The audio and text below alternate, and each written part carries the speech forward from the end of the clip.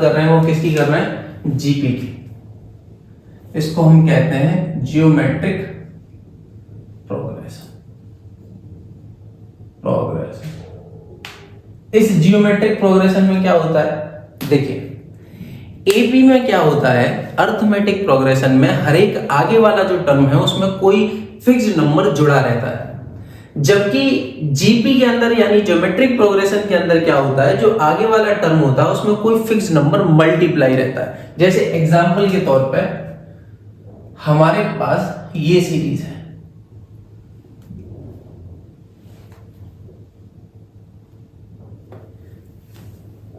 हम अगर पहले टर्म को और दूसरे टर्म को देखेंगे तो हमें कितने का अंतर दिखेगा, 1 का अंतर दिखेगा। अगर हम दूसरे टर्म से और तीसरे टर्म को देखेंगे तो हमें 2 का अंतर दिखेगा। लेकिन अगर ये एपी होता तो हमेशा अंतर क्या रहता है, सेम रहता है, वहां पे समान अंतर देखने को मिलता है पहले, मतलब कोई भी दो लगातार टर्म्स के बीच में। लेकिन यहां पे अगर हम बात करें तो यहां पे हम देख रहे हैं कि पहले वाले टर्म में आगे वाला टर्म बनाने के लिए क्या करा गया है, 2 का मल्टीप्लाई करा गया है। इस वाले टर्म में इस वाले टर्म को बनाने के लिए क्या करा गया है, 2 का नंबर मल्टीप्लाई करा गया है। इस वाले टर्म में इस वाले टर्म को बनाने के लिए क्या करा गया है, 2 का मल्टीप्लाई करा गया है। कोई दिक्कत तो नहीं, समझ में आ रही है बात, पहचान लोगे ऐसी सीरीज जब आपको दी गई होगी तो जीपी क्या है, यानी जियोमेट्रिक प्रोग्रेशन क्या है, कि ऐसा एक प्रोग्रेशन है, ऐसे बढ़ती हुई संख्याओं का क्रम है जहां पर पिछले वाले नंबर आगे वाला नंबर बनाने के लिए पिछले वाले नंबर में एक फिक्स्ड नंबर का क्या करा जाता है, मल्टीप्लाई करा जाता है। वो कॉमन नंबर का क्या करा जाता है, मल्टीप्लाई करा जाता है। कोई दिक्कत तो नहीं। और उस कॉमन नंबर को हम क्या कहते हैं, उस कॉमन नंबर को हम कॉमन रेशियो कहते हैं। क्या कहते हैं, कॉमन रेशियो। इन जीपी यानी ज्योमेट्रिक प्रोग्रेशन में the next term is multiply by a fixed number। के साथ जीपी में क्या होता है, ज्योमेट्रिक प्रोग्रेशन में क्या होता है कि जो अगले वाला टर्म आने वाला है उसमें जो एक कोई फिक्स्ड नंबर क्या करा जाता है, मल्टीप्लाई करा जाता है, और उस फिक्स्ड नंबर को हम क्या कहते हैं, उस फिक्स्ड नंबर को हम कहते हैं कॉमन रेशियो। Common ratio. और उस कॉमन रेशियो को हम किससे रिप्रेजेंट करते हैं, आर से। ऐसे ही जो टोटल नंबर ऑफ टर्म्स होते हैं, नंबर ऑफ टर्म्स जो होते हैं उनको हम रिप्रेजेंट करते हैं किससे, एन से। और पहले टर्म को यानी फर्स्ट टर्म को हम किससे रिप्रेजेंट करते हैं, ए से।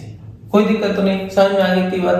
यहां पे अगर हमें लास्ट टर्म पता करना हो, जीपी के अंदर अगर लास्ट टर्म पता करना हो तो वो काम नहीं करेगा जो तरीका हमने एपी में इस्तेमाल करा था कि last term minus first term divide by common difference plus 1। ये यहां काम नहीं करेगा। हमें यहां पे लास्ट टर्म निकालने के लिए हमेशा फर्स्ट टर्म रखना होगा, कॉमन रेशियो रखना होगा, और n-1 उस रेशियो की पावर रखनी होगी। यानी जो कॉमन रेशियो है r है उसकी पावर क्या रखनी पड़ेगी, n-1, यानी नंबर ऑफ टर्म -1। ये आपको ऐसे की ऐसे क्या करना है, याद करना है। के साथ जीपी में अगर हमें क्या पता करना है, लास्ट टर्म पता करना है, तो हमें first term multiply by common ratio, और उस कॉमन रेशियो की पावर क्या होनी चाहिए, n-1 होनी चाहिए। अगर हमें सम पता करना है, क्या पता करना है, sum of GP, sum of all terms of GP. जितने भी जीपी में टर्म्स दे रखे हैं उन सभी टर्म्स का हमें क्या करना है, सम पता करना है। तो उसके लिए क्या फॉर्मूला है, उसके लिए फॉर्मूला है ए आर की power n-1 divide by r-1।